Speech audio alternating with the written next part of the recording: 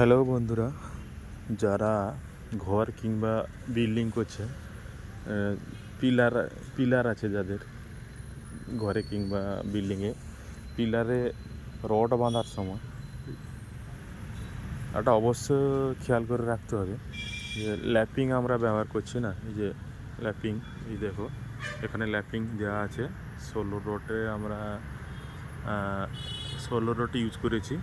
এখানে যে ল্যাব বার আছে, এই ল্যাব বার কিন্তু একই সাথে জয়েন দেওয়া যাবে না, একই লেয়ারে জয়েন দেওয়া যাবে না। এখান থেকে দেখো ফেরা ফেরা আছে, দেখো এটা নিচে আছে, এটা উপরে আছে, এরকম করে রড বাঁধতে হবে।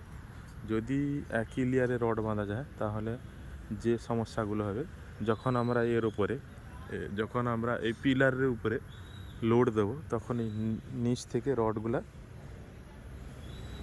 এদিক ওদিক সরে যেতে পারে। তাছাড়া উপরে যখন আমরা কম্প্রেসার দেবো, তখন নিচের এই যে রডগুলো আছে, এগুলা এদিক সেদিক হয়ে যাবে, যার ফলে বিল্ডিংটা ভেঙে যাওয়ার সম্ভাবনা থাকে। ওই জন্য আমরা ল্যাবগুলা ব্যবহার করব।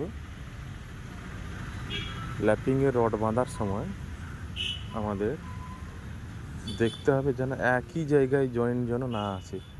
ম্যাক্সিমাম 1 মিটার হাইট ডাউন করে রডগুলা কাটতে হবে। এবং এখানে আমরা ল্যাপিং ব্যবহার করেছি। এই ল্যাব লেন্থ হবে আমাদের, এখানে যেহেতু 16 রড আছে, তাই 16 রডের ল্যাব লেন্থ হবে আমাদের 75 সেন্টিমিটার। এটা অবশ্যই খেয়াল করে রাখবে।